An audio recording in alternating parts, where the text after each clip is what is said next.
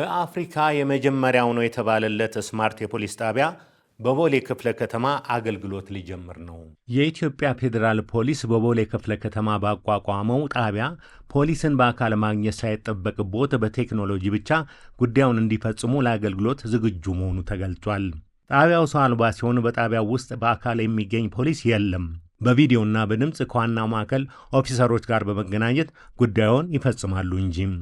ስማርት ፖሊስ ጣቢያው በአማርኛ፣ ኦሮምኛ፣ ትግርኛ፣ ሶማሊኛ፣ እንግሊዝኛና ሌሎችም ቋንቋዎች አገልግሎት የሚሰጥ ሲሆን ከወንጀል ሪፖርት በተጨማሪ እስከ 46 የሚደርሱ የመንግሥት አገልግሎቶችን ይሰጣል። ስማርት ጣቢያው የሰው ንክኪን ስለሚቀንስ ለሙስናና ለእንግልት የሚዳርጉ አሰራሮችን እንደሚያስቀር ታምኖበታል። ይህ በቦሌ የተጀመረው የሙከራ ፕሮጀክት በቀጣይ መርካቶና መገናኛን ጨምሮ በሌሎችም አካባቢዎች ይስፋፋል ተብሏል። 3 ሰዎችን በስለት ወቅቶ የገደለን ግለሰብ በቁጥጥር ስር መዋሉን የሐዋሳ ከተማ ፖሊስ አስታወቀ። ከሟቾቹ መሃል አንደኛው ለመገላገል የገባ የጥበቃ ሰራተኛ መሆኑ ተገልጿል። የወንጀል ድርጊቱ የተፈጸመው ከምሽቱ 3 ሰዓት ገደማ በመናኸሪያ ክፍለ ከተማ ከአንድ ፔንሲዮን አካባቢ ነው። ተጠርጣሪው ለጊዜው በግልጽ ባልታወቀ ምክንያት በስለት 2 ሰዎችን ወቅቶ መግደሉን የገለጸው ፖሊስ ግለሰቦቹ ጥቃት ሲፈጸምባቸው ባሰሙት ጩኸት በአካባቢ የነበረ የሆቴል ጥበቃ ለመገላገል ሲሞክር እሱንም እንደገደለ፣ በአጠቃላይ ተጠርጣሪው የ3 ሰዎችን ሕይወት እንዳጠፋ ፖሊስ ገልጿል። ተጠርጣሪው ወንጀሉን ፈጽሞ ከአካባቢው ለመሰወር ቢሞክርም የሐዋሳ ከተማ አስተዳደር ፖሊስ መምሪያ ከክልሉ ፖሊስ ጠቅላይ መምሪያ ጋር በመቀናጀት ባደረገው ብርቱ ጥረት በሰዓታት ውስጥ በቁጥጥር ስር ሊውል መቻሉ ተገልጿል። በመሰረተ ልማት ላይ የስርቆት ወንጀል የፈጸሙ ግለሰቦች በጽኑ እስራት ተቀጡ። በተመሳሳይም ዜናም በኤሌክትሪክ ብረት ምሰሶ ላይ ስርቆት የፈጸሙ ግለሰቦችን መያዙን ፖሊስ ገልጿል። በሐዋሳ ከተማ አስተዳደር በመናኸሪያ ክፍለ ከተማ ሚሊኒየም ቀበሌ ህዳር 5 2018 ዓ.ም ከምሽቱ 4 ሰዓት ጨለማን ተገን በማድረግ ብዛት ያላቸው የቴሌ ኬብሎችን ፈታተውና ቆራርጠው በመውሰዳቸው ከ450 ሺህ ብር በላይ የሚገመት ጉዳት አድርሰዋል። የመናኸሪያ ክፍለ ከተማ ፖሊስ ጽሕፈት ቤት ከህብረተሰቡ በደረሰው ጥቆማ መሰረት 2 ግለሰቦችን በቁጥጥር ስር አውሎ ምርመራ በማድረግ ንብረትነቱ የኢትዮ ቴሌ የሆኑ ኬብሎችን በመፍታትና በመቆራረጥ ስርቆቱን መፈጸማቸው ተገልጿል። የሐዋሳ ከተማ የመናኸሪያ ክፍለ ከተማ የመጀመሪያ ደረጃ ፍርድ ቤትም ተከሳሾቹ እያንዳንዳቸው በ7 ዓመት ከ3 ወር ጽኑ እስራት እንዲቀጡ ተወስኗል። በተመሳሳይ ዜናም በኤሌክትሪክ ብረት ምሰሶ ላይ ስርቆት የፈጸሙ ግለሰቦችን መያዙን ፖሊስ ገልጿል። በአማራ ክልል ደቡብ ጎንደር ዞን በንፋስ መውጫ የኃይል ማከፋፈያ ጣቢያ 33 ኪሎ ቮልት ወጪ መስመር ተሸካሚ የብረት ምሰሶ ላይ ስርቆት ሲፈጽም የነበረ ግለሰብ የአካባቢው ጸጥታ ኃይል ከህብረተሰቡ ጋር ባደረገው ክትትል ተይዞ ምርመራ እየተካሄደበት ይገኛል። በርበሬን ከቀለም ጋር በመቀላቀል ለህብረተሰቡ ሲያሰራጩ የነበሩ ግለሰቦች በቁጥጥር ስር ዋሉ። በሃላባ ቁሊቶ ከተማ አስተዳደር ከ2 ወፍጮ ቤቶች ለህዝብ ጤና አደገኛ የሆነ የበርበሬ ምርት በቁጥጥር ስር ውሏል። ከብሔራዊ መረጃና ደህንነት አገልግሎት እንዲሁም የጉምሩክ ኮሚሽን ሐዋሳ ቅርንጫፍ የክትትል ቡድን የደረሰውን መረጃ መነሻ በማድረግ ወፍጮ ቤቶቹ በህገወጥ መልኩ አዘጋጅተው ለገበያ ሊያቀርቧቸው የነበሩ የበርበሬ ምርቶችን ይዟል። በዚህም 68 ኩንታል ከባዕድ ጋር ተቀላቅሎ የተፈጨ በርበሬ፣ ከባዕድ ነገር ጋር ተቀላቅሎ የታሸገ የበርበሬ ምርትና 16 ኩንታል ለመፈጨት የተዘጋጀ ከደረጃ በታች የሆነ በርበሬ በቁጥጥር ስር ውሏል። የበርበሬ ምርቱ ምንነታቸው ባልታወቁና የበርበሬን ቀለም ከሚቀይሩ ኬሚካሎች ጋር የተደባለቀ ሲሆን ለዚሁ ስራ እንዲውል የተዘጋጀ 200 ግራም ምንነቱ ያልታወቀና ለምግብ ማቅለሚያነት የማያገለግል ኬሚካል በኤግዚቢትነት ተይዟል። ድርጊቱ ሲፈጸምባቸው የነበሩ 2 ወፍጮ ቤቶች የታሸጉ ሲሆን ተጠርጣሪ ግለሰቦችም በቁጥጥር ስር ውለው ምርመራ እየተደረገባቸው ይገኛል።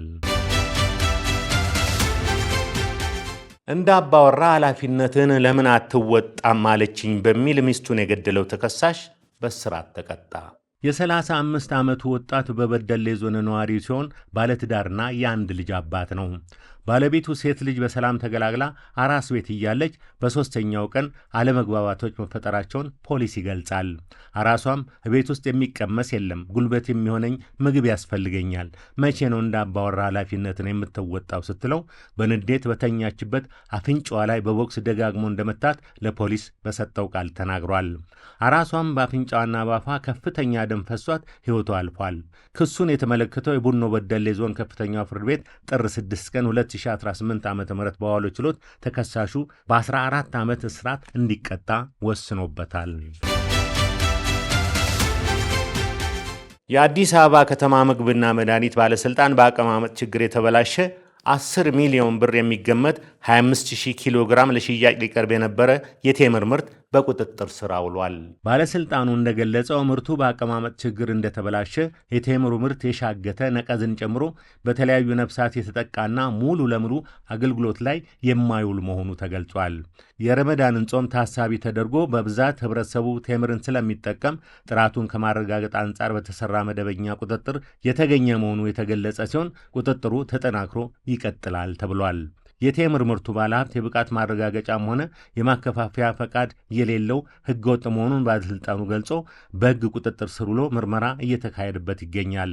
ህብረተሰቡ የሚገዛውን ምርት ደህንነቱን፣ ጥራቱንና የአገልግሎት ጊዜውን አረጋግጦ መግዛት እንዳለበት ባለስልጣኑ አሳስቧል። በእኔ ላይ ሌላ ሴት ወደ ወደደ አባታችን ቤት እንመለስ ለምን አላችሁኝ በማለት 2 ልጆቿና እህቷን አፍና የገደለችው እናት በእስራት ተቀጣች። በቦረና ዞን ተልተሌ ወረዳ ጥንዶቹ ትዳር መስርተው ልጆች ያፈሩና በአካባቢው በከብት እርባታ የሚታወቁ ሰራተኞች መሆናቸውን የቦረና ዞን ፖሊስ ዋና መምሪያ ይገልጻል። ይሁን እንጂ ሚስት በእኔ ላይ ሌላ ሴት ወዷል የሚል ጥርጣሬ ስለገባት ልጆቿና እህቷን ይዛ ከወላጆቿ ጋር መኖር ጀምራ ነበር። ነፍስ ያላወቁት የ2 ዓመትና የ5 ዓመት ልጆቿ ወደ ቤታችን እንመለስ እያሉ ይወተውቷት ነበር። የሕፃናቱ ጥያቄ ሲበረታባት ልጆቿን አንገታቸውን በማነቅ ውሃ ውስጥ ደፍቃ ታፍነው እንዲሞቱ አድርጋለች። የ7 ዓመት እህቷ በሁኔታው ተደናግጣ ድርጊቱን ስትመለከት እሷንም በተመሳሳይ መንገድ አንገቷን አንቃ ውሃ ውስጥ እንደደፈቀቻትና ታፍና መሞቷ በማስረጃ ተረጋግጧል። ተከሳሽ ድርጊቱን ከፈጸመች በኋላ የአእምሮ ህመምተኛ ለመምሰል ጥረት ብታደርግም ሙሉ ለሙሉ ጤነኛ መሆኗን ፖሊስ አረጋግጧል። የቦረና ዞን ከፍተኛ ፍርድ ቤትም ጥር 4 ቀን 2018 ዓ.ም በዋለው ችሎት ተከሳሽ በዕድሜ ልክ እስራት እንድትቀጣ የወሰነባት መሆኑን ፖሊስ ተናግሯል። አንድ ግለሰብ ሰክሮ በከተማዋ ዋና ዋና መንገዶች ላይ ታንክ ሲያሽከረክር ተገኝቶ በቁጥጥር ስር መዋሉን የአካባቢው ፖሊስ አስታወቀ። ክስተቱ የተፈጠረው በምሽት ሲሆን የከተማዋ ነዋሪዎች 36 ቶን የሚመዝን ቲ55 የተሰኘ ግዙፍ የጦር ታንክ በመኖሪያ መንገዱ ላይ ሲጓዝ በመመልከታቸው በድንጋጤ ለፖሊስ ጥቆማ ሰጥተዋል። ፖሊስ ጥቆማ በደረሰው በደቂቃዎች ውስጥ ቦታው ሲደርስ ታንኩ ቆሞ የነበረ ሲሆን የ49 ዓመቱ አሽከርካሪም ከታንኩ አጠገብ በከፍተኛ ስካር ውስጥ ሆኖ ተገኝቷል። እንደ ፖሊስ ምርመራ ዘገባ ግለሰቡ ታንኩን በጭነት መኪና እንዲያጓጉዝ ኃላፊነት ተሰጥቶት የነበረ ቢሆንም ታንኩን ጭኖ የነበረው ተሳቢ መኪና በመበላሸቱ ተሳቢው እስኪጠገን መጠበቅ ሰልችቶት ታንኩን በቀጥታ አስነስቶ ወደ ከተማዋ መንዳቱ ታውቋል። በዚህ ድርጊቱ በሰውም ሆነ በንብረት ላይ የደረሰ ጉዳት ባይኖርም ግለሰቡ ሰክሮ ግዙፍ የጦር መሳሪያ በመንዳትና ለሕዝብ ደህንነት ስጋት በመፍጠሩ ክስ ተመስርቶበታል። በጎዳና ላይ ቆሞ ያደረው ታንክ በማግስቱ ወደ መከላከያ ይዞታ እንዲዛወር ተደርጓል።